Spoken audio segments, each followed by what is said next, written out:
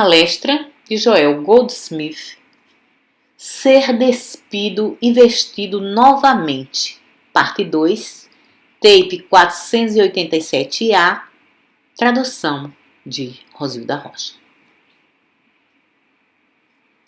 Até que nos tornemos um com nossa fonte, somos como o galho da árvore que foi cortado e seca e morre.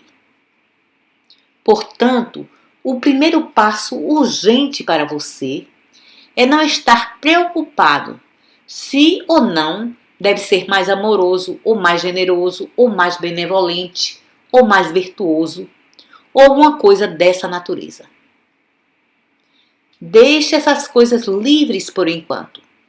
Deixe-as tomar conta de si mesmas, ou que sejam cuidadas por si mesmas, e mantenha como sua base, seu ponto fundamental na vida, as questões eternas. O que é Deus? Como posso ficar frente a frente com Deus? Como me torno o filho de Deus? Qual é a natureza de Deus? O que significa ser conscientemente um com Deus? Em outras palavras, se já não estiver ali, desenvolva uma curiosidade e, acima de todas as coisas, não vá a Deus querendo que, através de Deus, você consiga alguma coisa aqui fora. Nem mesmo saúde. Quando for a Deus, vá somente em busca de Deus. Agora vamos ver o que essa curiosidade significa. O mestre disse: meu reino não é desse mundo. Você sabe que se tomasse essa única declaração e passasse, se necessário, um ano ou dois ponderando sobre a mesma, que isso o colocaria mais perto do reino espiritual que quase qualquer outro programa que pudesse seguir. Por quê? O que é o meu reino? Agora, ele não é desse mundo. Portanto, não tem coisa alguma a ver com abundância. Não tem coisa alguma a ver com um lar feliz. Não tem coisa alguma a ver com saúde. Porque ele não é desse mundo. Então, o que é ele? O que é meu reino? Isso significa o que é o reino do Cristo. Você vê, até que avance, não haverá mudança do coração, mudança do ser, mudança de consciência. Você precisa avançar para uma compreensão sobre o que é meu reino. O que é esse reino misterioso? O que é esse reino escondido? O que é esse meu reino que não tem coisa alguma a ver com esse mundo? E ainda assim, se você entrar no meu reino, todas essas coisas lhe serão acrescentadas. O que comerá, o que beberá e quando deverá ser vestido. Todas essas coisas lhe serão acrescentadas se buscar encontrar meu reino. Uma outra declaração equivalente. Minha paz eu vos dou. Minha paz, não como o mundo a dá. O que é minha paz? Isso significa a paz de Cristo. Você sabe, pode ter muita paz por ter dinheiro em abundância, pode ter muita paz por ter boa saúde, pode ter muita paz por ter um lar feliz. E ainda assim, a paz de Cristo não tem relacionamento algum com essas coisas. E ainda assim, se alcançar a paz de Cristo, terá tudo isso. Simplesmente lembre, toda a raça humana está buscando essas coisas. Agora, o que está errado? toda a raça humana está buscando saúde, riqueza, felicidade e paz na Terra. E quando as pessoas encontram tudo isso, ainda não encontraram minha paz, meu reino, minha graça, ainda não fizeram sua demonstração. Em outras palavras, estão buscando a coisa errada, porque mesmo que consigam o que estão buscando, irão descobrir que não é isso. A busca deveria ser: o que é meu reino? O que é minha paz? O que é minha graça? Porque, alcançando isso, todas as coisas que o mundo está buscando nos são acrescentadas e as temos de qualquer forma. Porém, juntamente com elas, temos a coisa maior, a causa ou a fonte de todas elas.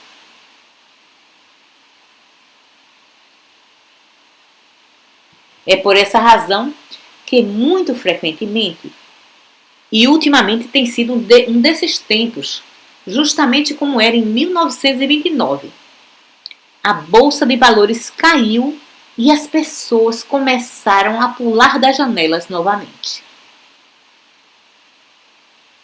Agora, o que vamos fazer se perdermos algum dinheiro hoje? Vamos pular da janela ou da ponte? Porque o que resta para viver? Você vê isso?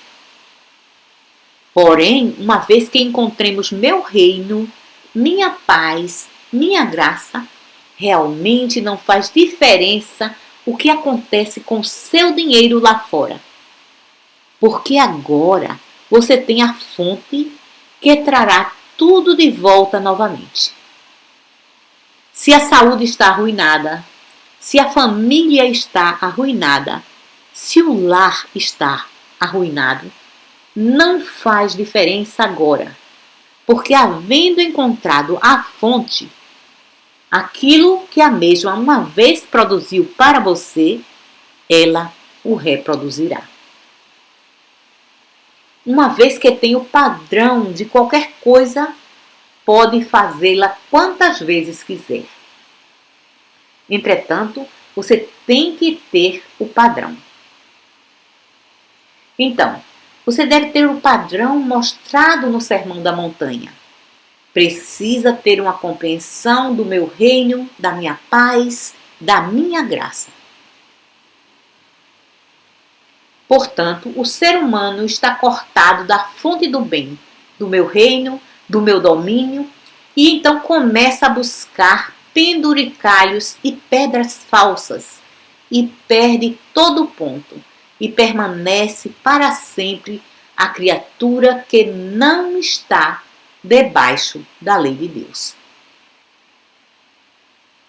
No momento em que paramos essa busca pelo que é falso, brilhante e barato, no momento em que paramos de buscar coisas e pessoas e começamos a busca por Deus, a busca pela verdade, a busca pelo Santo Graal, a busca pelo Cristo, qualquer termo que queira usar, no momento em que começamos essa busca, estamos realmente no caminho e prontos para entrar no reino. Isso pode acontecer numa carne cega, até mesmo no momento de pecado, como aconteceu a Saulo de Tarsus, ou a mulher apanhada em adultério, e pode nos transformar em santos. Não faz diferença, pode acontecer a qualquer momento. O que conta é o que está acontecendo lá atrás na consciência. Qual é a direção para a qual nossa consciência está caminhando? Qual é a direção para a qual nossa consciência está se voltando? Qual é o propósito de nossa vida? No momento em que nos afastamos do que é falso, de joias falsas, brilhantes e baratas, e nos voltamos para meu reino, minha paz, minha graça, o domínio de Deus, o reino de Deus e sua justiça, no momento em que nossos pensamentos se voltam para isso, começamos a perder nossa mortalidade. Ela começa a desaparecer. Não estamos conscientes disso. Não pense que estamos conscientes disso. A primeira coisa que eu faço tomar algum conhecimento disso é quando alguma outra pessoa lhe pergunta sobre o que está acontecendo em sua vida.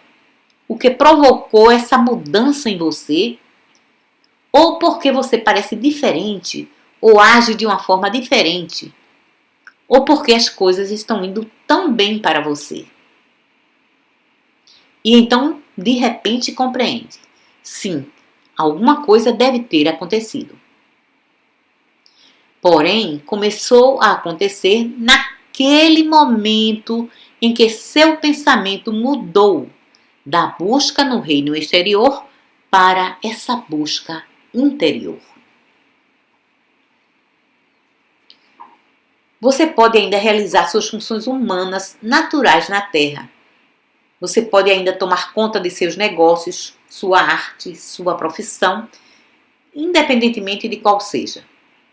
Porque essa busca espiritual não tem coisa alguma a ver com o que está fazendo aqui fora. Tem a ver com o que o está dirigindo internamente.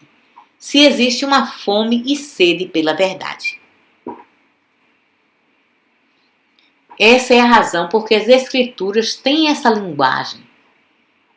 Existe uma fome e existe uma sede, mas não por coisas, não por pensamentos, mas pela realização de Deus, por encontrar Deus face a face, por conhecer Deus corretamente.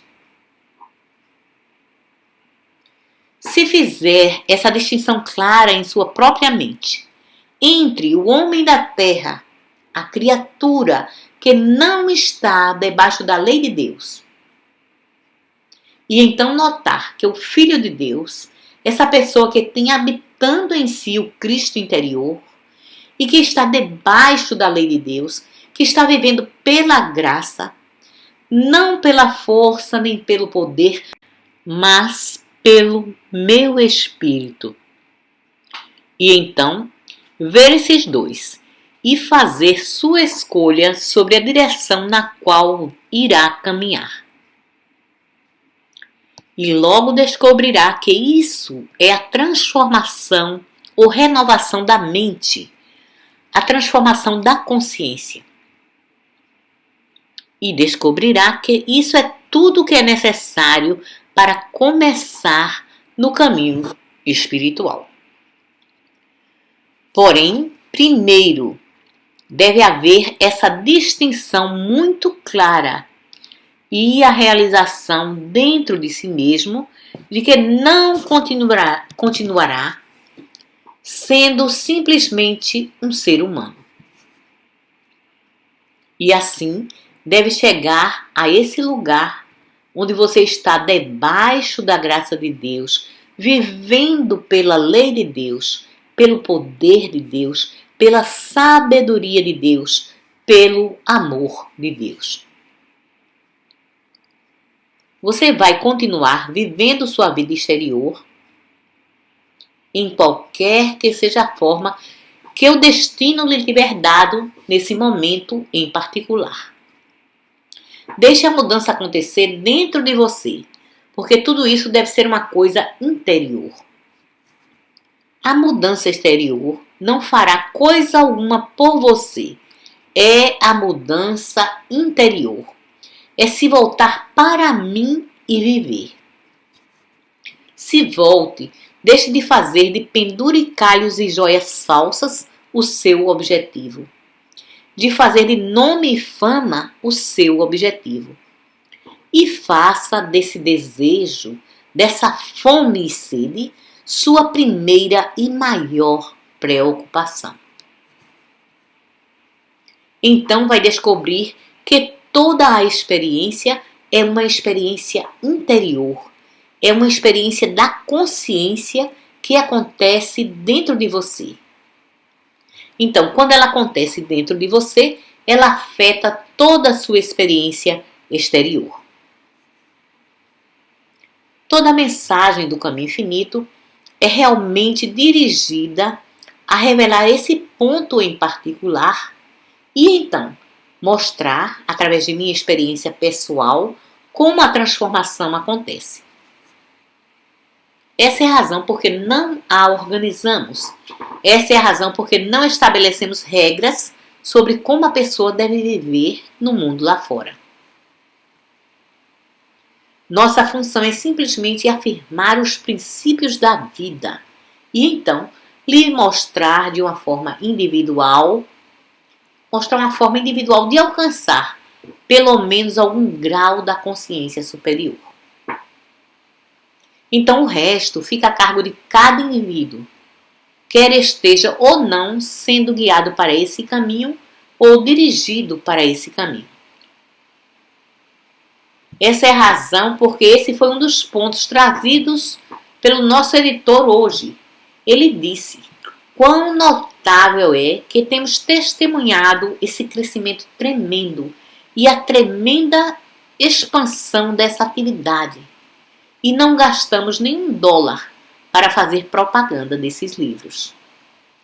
Não tem havido nenhuma promoção organizacional. Então você vê, o objetivo não é tentar salvar o mundo. O objetivo não é vender livros. O objetivo não é alcançar um grande número de membros. Ao apresentar os princípios para o mundo, aqueles que já sentem alguma fome e sede dirão: ah, sim, eu posso tentar isso. Eu posso acreditar e posso tentar isso. E então esses poucos responderão. Sempre esses poucos remanescentes que foram guiados a nós. Não são todos no mundo que querem uma transformação como essa. Todos no mundo estão buscando paz, desde que eles mesmos não tenham que abrir mão de coisa alguma e consigam tudo da outra parte. Todos desejam paz, desde que não lhes custe coisa alguma. Nós simplesmente queremos tirar do outro, do lado perdedor. Todos querem vitória. Isso é triste. Vitória sempre significa que alguém perdeu. E você vê que nunca pode haver uma vitória, porque todas as vezes que você derrota alguém, essa pessoa irá retornar para ter a vitória da próxima vez. E desde que nós sejamos derrotados, iremos dar o troco para obter a vitória. De forma que não pode haver paz pessoalmente, nacionalmente ou internacionalmente, até que venha o tempo onde estejamos querendo a paz, não às custas do outro, mas como uma bênção para todos.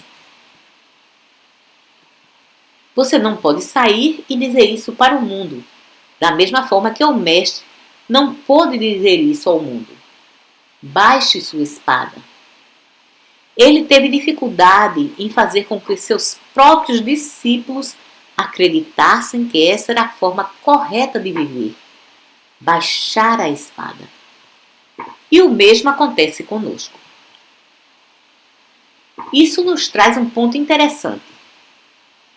Esse ponto é muito facilmente esquecido hoje, porque, enquanto pode pensar que essa ideia comunista de que todo mundo deve ser simplesmente uma massa, um rebanho, um trabalhador, é prevalente somente entre os comunistas, você pode pensar que essa ideia é prevalente somente entre os comunistas, mas ficaria surpreso em saber sobre quão amplamente espalhado está o desejo por parte da humanidade de ser parte do rebanho e deixar o governo sustentá-los, eliminando a responsabilidade da individualidade. Agora veja o que acontece.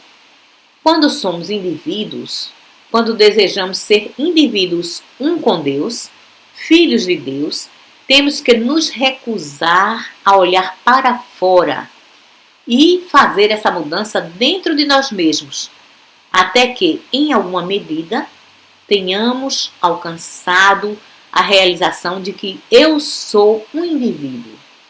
Eu sou um em minha unidade com Deus. E então, alguém nos ofende, nos engana, nos trapaceia, nos maltrata, faz fofocas sobre nós. Agora você sabe, como eu sei, que o instinto humano é pagar de volta.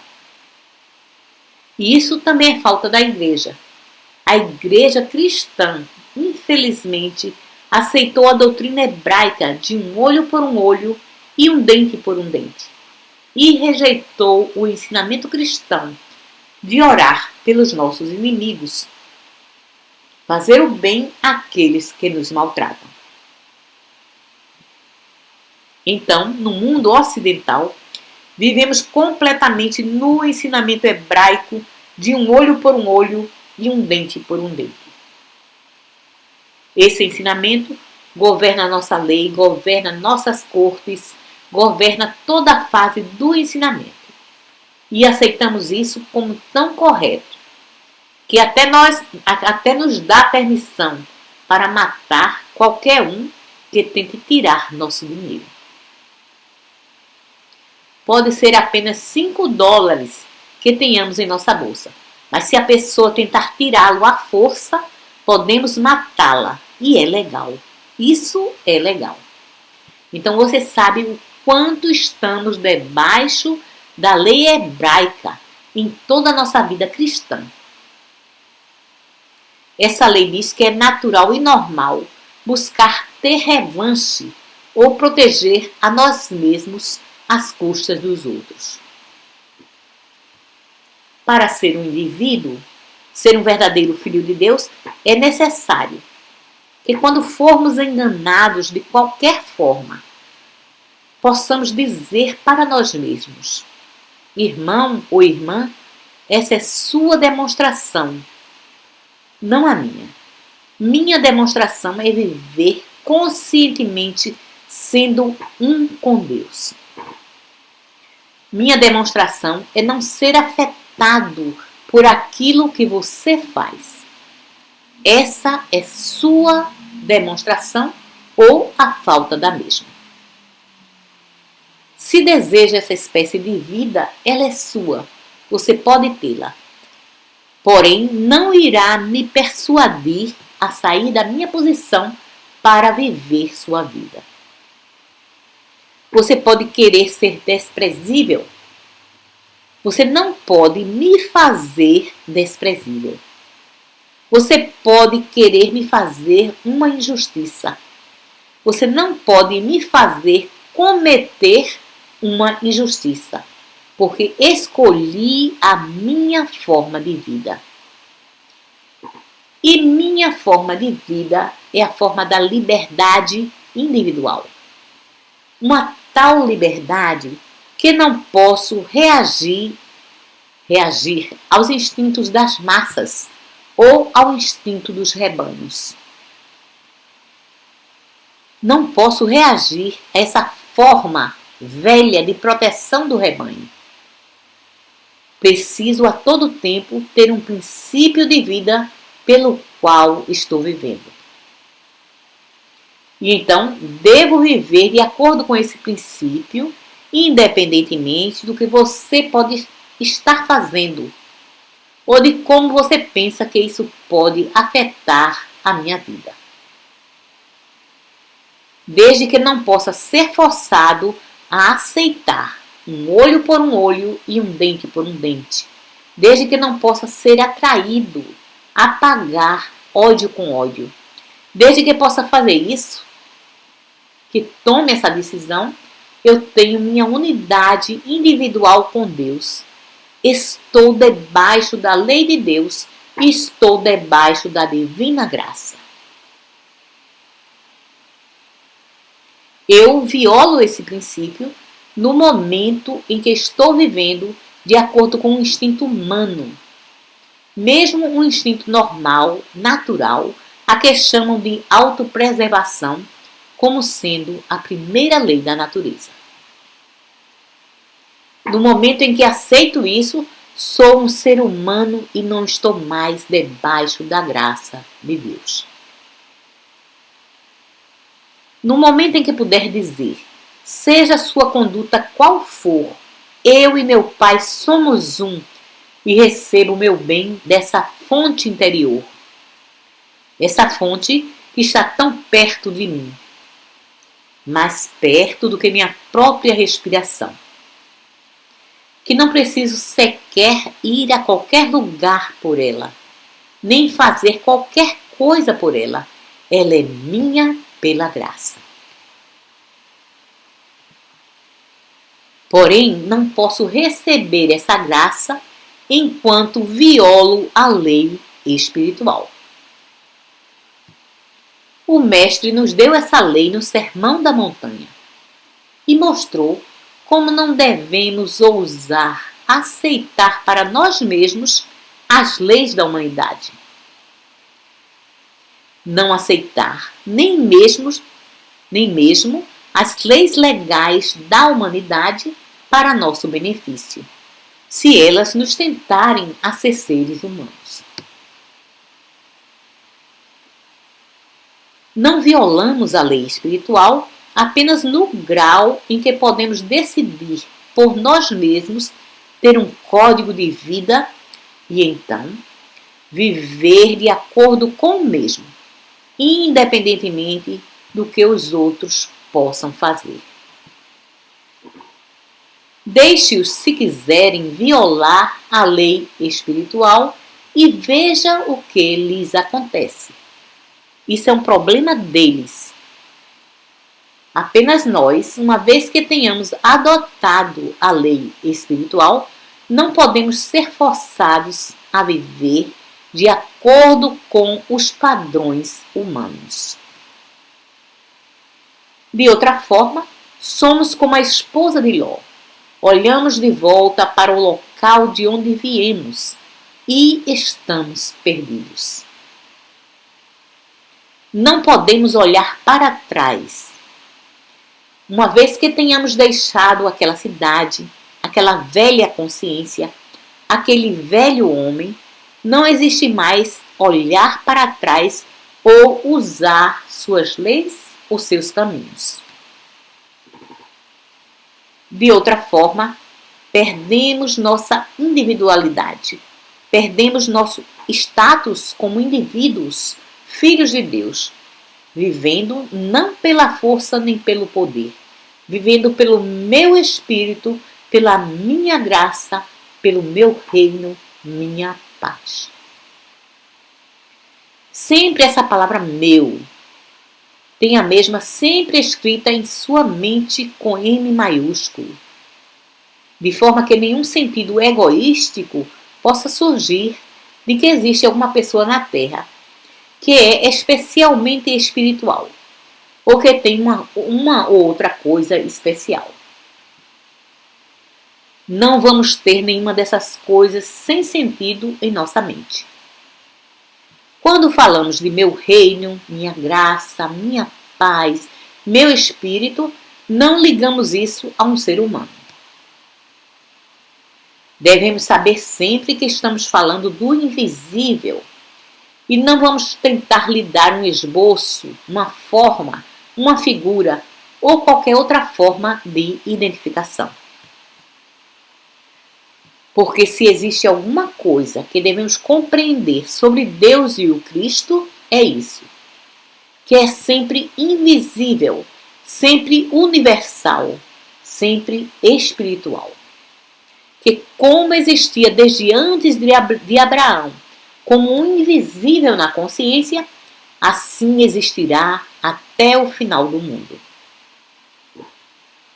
No momento em que tenta prender o Cristo a tempo, espaço ou pessoa, você o perdeu. Você somente tem o Cristo, enquanto não tenta de forma alguma lhe dar um nome, lhe dar um esboço, torná-lo finito ou personalizá-lo. É difícil, porque a única forma em que pode descrevê-lo é como coisa alguma ou nada. Portanto, não existe uma forma de abrangê-lo em sua consciência, além de compreendê-lo como onipotência, onipresença, onisciência.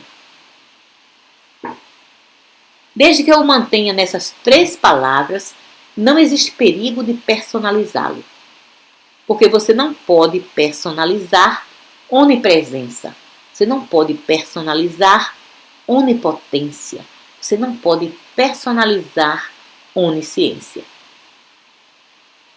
Portanto, habitar nessas palavras evitará que pense, mesmo que por um momento, que pode conhecê-lo com a sua mente. Porque se alguma coisa está bem clara, é que você nunca conhecerá o Cristo com a sua mente. Porque se pudesse, você o teria tornado finito, você o teria limitado.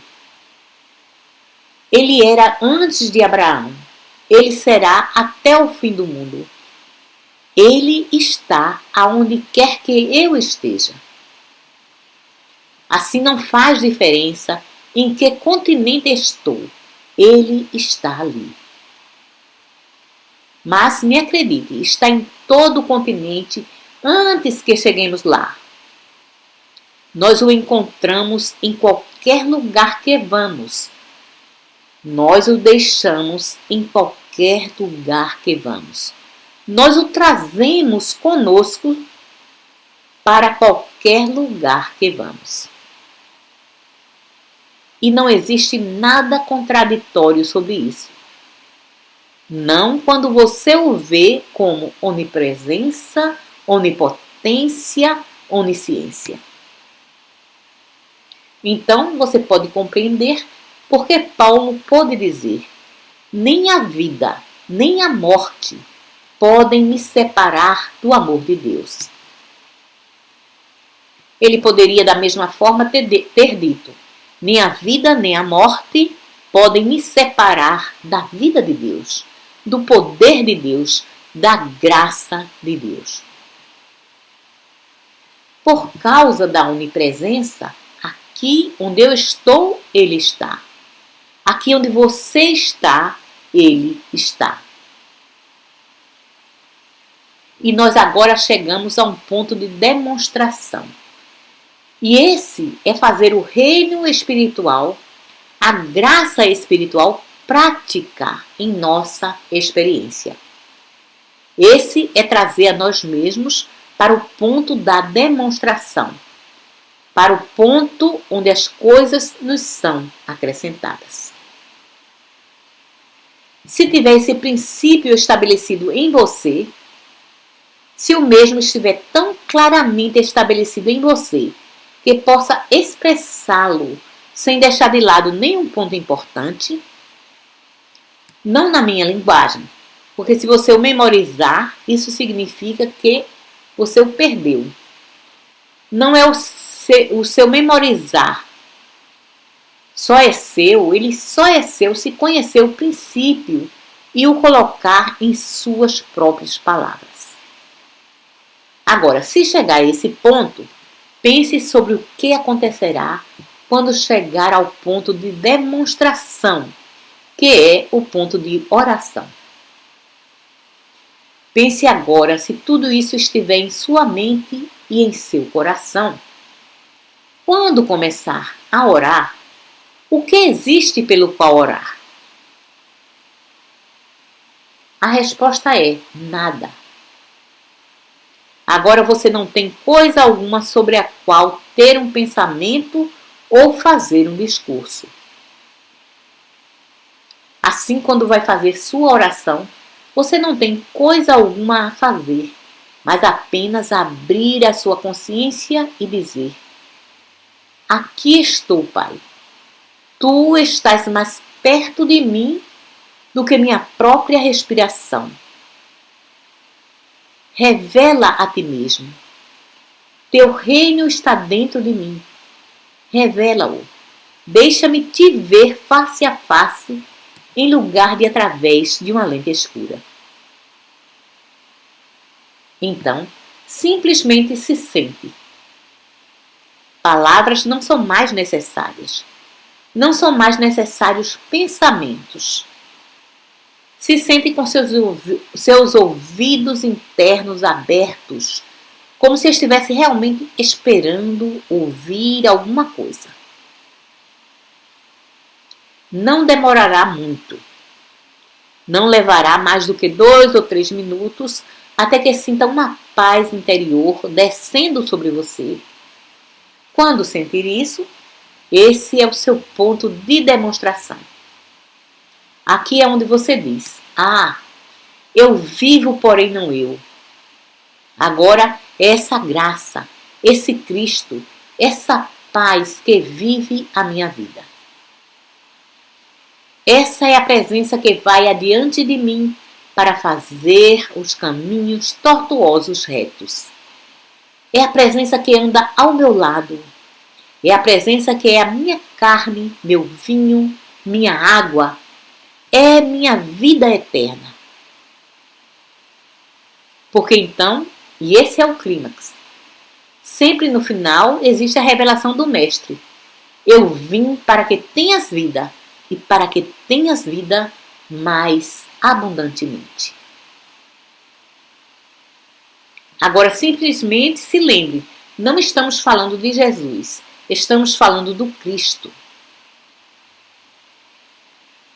Quando ele disse que não está falando como homem, porque como homem não posso fazer coisa alguma, como homem, se der testemunho de mim, dou testemunho da mentira, estou falando agora como o Cristo. E esse Cristo veio a você, está dentro de você, mais perto do que sua própria respiração. Eu vivo, porém não eu. Cristo vive em mim. Esse Cristo vive em você para que tenha vida, e para que tenha vida mais abundantemente. Essa é a razão porque você nunca alcança abundância por buscar lá fora. Por buscar paz, satisfação, segurança, proteção ou qualquer outra coisa lá fora. É somente quando chega ao ponto onde pode sentir dentro de você. Existe uma presença aqui e sua função é que eu tenha vida. Deus plantou isso no centro do meu ser no início. Deus encarnou a si mesmo dentro de mim como Filho de Deus. O Cristo, o Filho de Deus, habita em mim e sua função é que eu tenha vida e que tenha vida mais abundantemente. Agora, eu não devo fazer um esboço em que dia virá, ou que dia chegará, ou se será loiro ou moreno. Essa não é minha função. Minha função é saber que existe um Cristo interior mais perto do que minha própria respiração e que sua função é que eu tenha vida. Foi plantado aqui no início, antes que Abraão existisse. Estará plantado dentro de mim até o final do mundo. Mas é necessário o meu reconhecimento, minha confirmação do mesmo. Reconhece-o em todos os teus caminhos e ele te dará paz. Reconhece-o. Não confie em seu próprio entendimento. Reconhece o Cristo em todos os teus caminhos. Ele manterá em perfeita paz aqueles cujas mentes estão fixas nele, nesse Cristo interior. À medida em que busca a revelação desse Cristo interior, todas as coisas lhe serão acrescentadas. O que está acontecendo? Uma mudança de consciência está acontecendo e essas características humanas agora desaparecem. Pode ver que se buscarmos somente a realização espiritual ou a graça espiritual, a essência ou substância de tudo que é, que quando ela aparece, aparece externamente como forma. Muito obrigado.